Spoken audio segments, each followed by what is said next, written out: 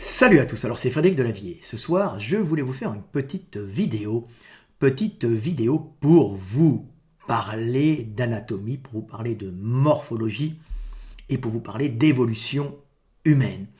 Cette petite vidéo va traiter des yeux bridés des Asiatiques et je vais vous expliquer pourquoi les Asiatiques ont les yeux bridés et pourquoi les Européens, dont je fais partie, ne l'ont pas. C'est très intéressant, vous allez comprendre que rien ne se conserve dans la nature s'il n'y a pas une utilité à ces choses-là. Avant de commencer cette petite vidéo, de rentrer dans le sujet, je vais juste vous annoncer que l'éveil des consciences, je l'ai enfin dans les mains, voilà le gros pavé.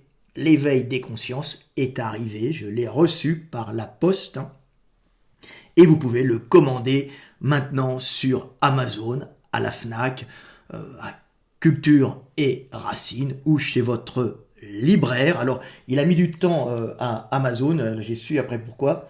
C'est parce que les commandes, la précommande, était trop importante et ils ont dû arrêter puisqu'il y avait plus de 1000 livres qui étaient arrivés d'un coup et ça a vraiment dépassé les 1000 livres en précommande direct. Donc il y a eu arrêt des précommandes et maintenant ça y est, ils ont été relivrés avec encore plus de bouquins. Voilà, donc il est là, il est disponible, vous pouvez l'avoir sur Amazon, à la Fnac, chez votre libraire ou à Culture et Racine. Voilà.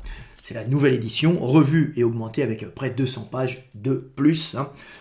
C'est même beaucoup plus puisque le texte a été retravaillé pour pouvoir rentrer plus de textes décrits intéressants dans ce bouquin qui, j'espère, vous fera comprendre le monde et vous permettra de mieux l'aimer et de mieux y vivre. Voilà. Alors, pour comprendre le monde, justement, on va continuer. Je vais essayer de vous parler des yeux bridés des Asiatiques. Alors là, on en voit un ici. J'ai pris ça, c'est une jeune femme et c'est typiquement un des yeux d'Asiatique. Vous voyez la différence avec les miens. C'est qu'il est bridé et vous allez comprendre à quoi sert ce bridage et pourquoi il y a ce bridage des yeux, quelle est sa fonction et pourquoi nous, les Européens, ne l'avons pas.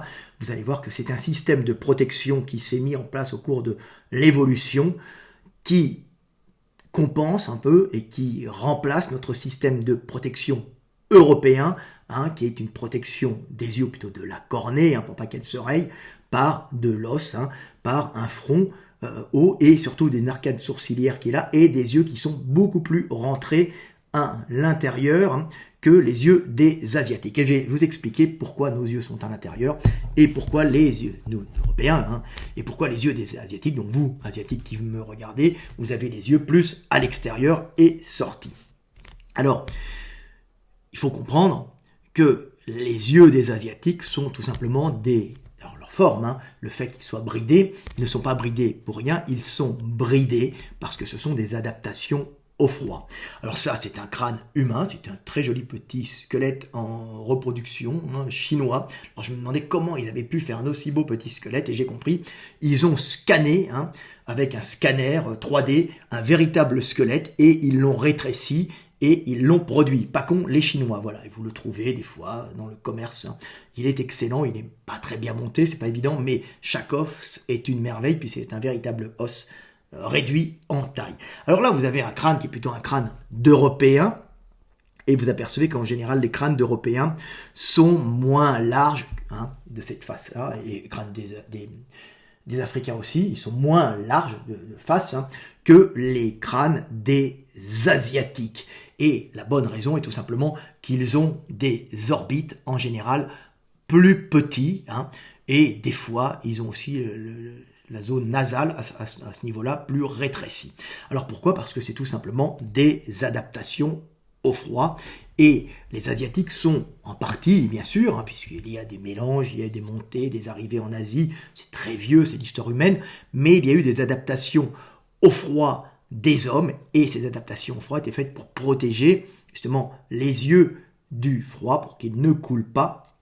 Donc les yeux, les orbites étaient plus larges, pas pour y mettre de gros yeux, mais pour y mettre de la graisse qui va protéger l'œil, bien sûr des coups, mais surtout qui est un isolant thermique très important quand il fait froid. C'est pour ça que les Asiatiques ont maintenu ces yeux plus larges et, en fin de compte, ce crâne plus large avec une face plus plate, plus large, mais du coup plus courte. Pourquoi? Parce que tu ne vas pas t'amuser à avoir un cerveau large et en même temps très long. Ce serait un énorme cerveau en forme de pastèque. Donc ce que tu prends en largeur, tu le perds en longueur. Et je vais vous le montrer quelque chose d'assez intéressant. Vous avez ici un crâne d'Européen. Alors bien sûr c'est caricatural, hein, vous voyez un crâne d'Européen. Ici c'est très intéressant à comprendre, hein, voilà.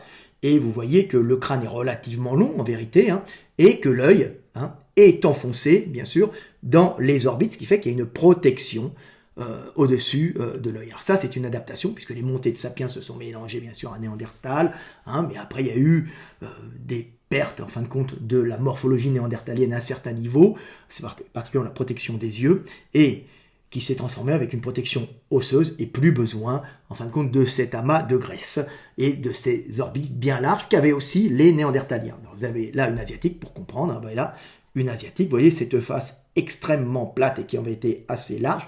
Alors c'est relatif, hein, c'est nous qui avons une face étroite hein, pour un asiatique, et eux, ils ont une tête normale. Hein, pour nous, ils ont une face large et des yeux sortis, tout ça parce que, en fin de compte, ils n'ont pas le même système de protection. Vous voyez, le crâne est court. Pourquoi? Parce qu'il est large, mais un cerveau à peu près de même taille qu'un Européen. Nous sommes des hommes, hein. Et à ce moment-là, pour l'adaptation se fait pour le froid, vous allez comprendre pourquoi. Hein, tout simplement parce que les orbites sont plus larges pour y mettre de la graisse. Alors cette particularité, on la retrouve bien sûr chez Néandertal, hein, puisque les Néandertaliens avaient des crânes des orbites plus larges que ceux des Européens. Là, j'ai fait un petit dessin de Néandertalien. Vous le retrouverez ça c'est l'ancienne version dans l'éveil des consciences. La nouvelle est bien mieux. Hein. Voilà, on voit un Néandertalien. Je lui ai fait un peu les yeux bridés parce qu'il devait les avoir.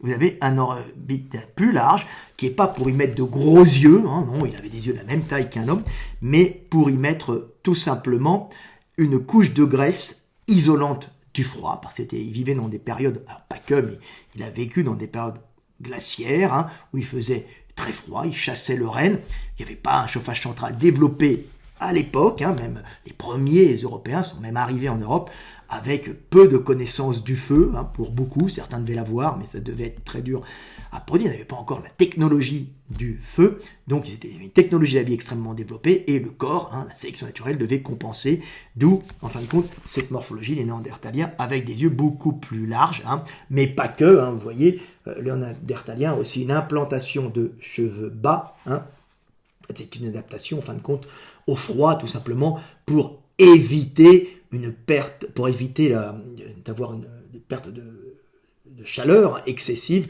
et surtout pour protéger le cerveau du froid et pour lui conserver une fonctionnalité même quand il fait froid, hein, puisqu'on sait que quand il fait froid on va perdre des réflexes, l'organisme va se ralentir, il va lutter pour thermoréguler, le cerveau s'il baisse en température va être moins performant, ce qui peut être gênant pour la survie.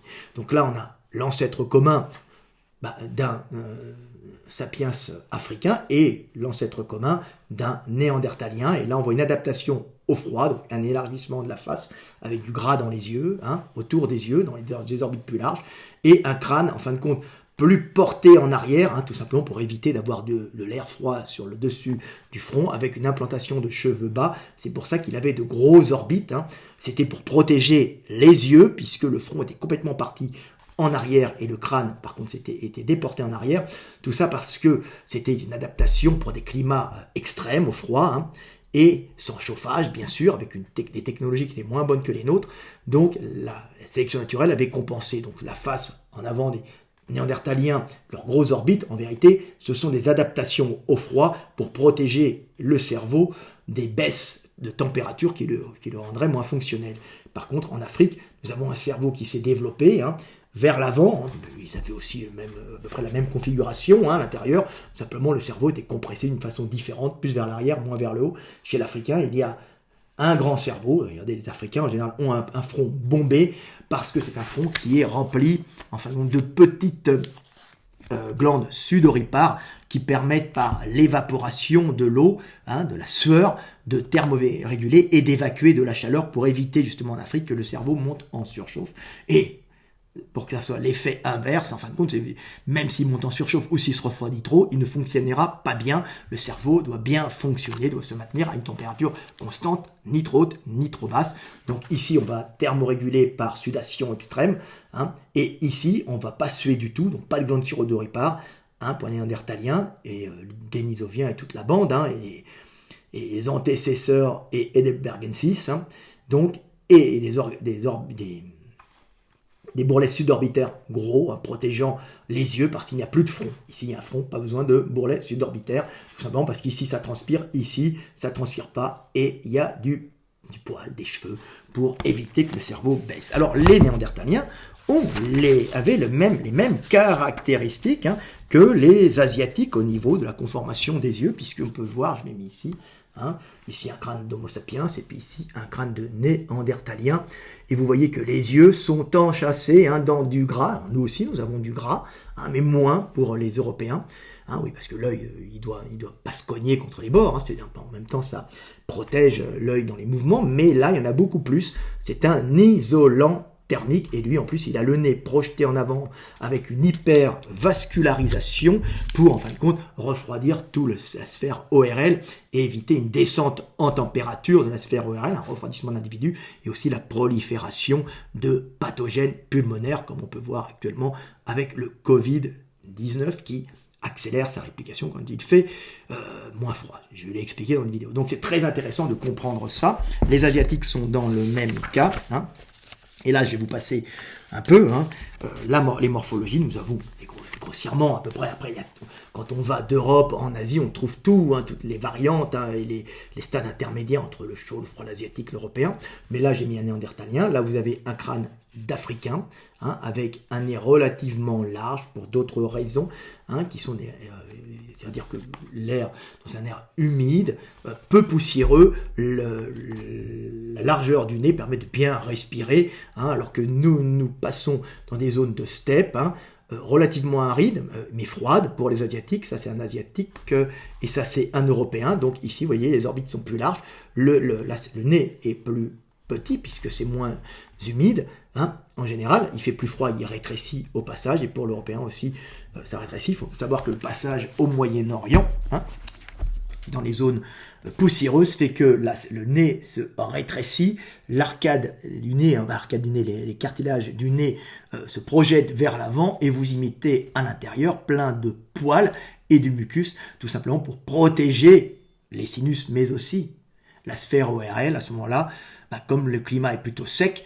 hein, des poussières qui pourraient endommager les poumons et endommager les sinus, ce qui est gênant. C'est pour ça que le nez des Européens, et surtout qui vient du nez des Orientaux, est plus long, plus projeté en avant, avec des grands poils dedans et du mucus pour y bloquer, hein, les poussières, ce qui fait les crottes de nez. Hein. Les crottes de nez, c'est des adaptations à des pays secs et poussiéreux.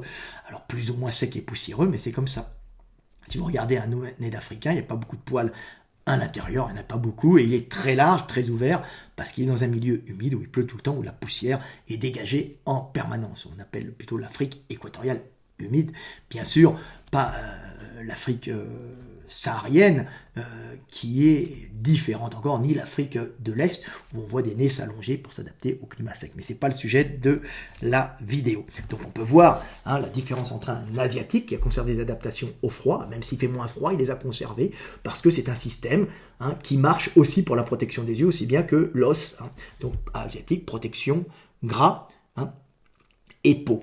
Et c'est là que l'on va comprendre, je pense que j'ai tout mis, voilà, c'est là que l'on va comprendre pourquoi les Asiatiques ont ces yeux bridés, et c'est très simple à comprendre, hein, tout simplement parce que comme l'œil est rempli de gras et il est projeté vers l'avant, hein, puisqu'il est rempli de gras plus large, et donc il a moins de protection osseuse, il va compenser en même temps par cette protection de graisse et aussi cette protection de peau, hein, et vous regardez, cette protection de peau et cette peau, hein, est faite en vérité pour brider l'œil et maintenir tout le gras en arrière, hein, pour pas qu'il sorte comme un paquet de gras vers l'avant qui gêne la vue. Donc il va brider complètement l'œil pour en vérité maintenir le gras qui a une protection thermique à la base, mais aussi qu'il y ait une protection contre les chocs, puisqu'il y a moins d'os qui protègent au-dessus, l'œil est plus vers l'avant, donc c'est brider, pour en fin de compte brider le gras, le maintenir à l'intérieur. Donc c'est une protection particulièrement efficace, qui est quasiment aussi efficace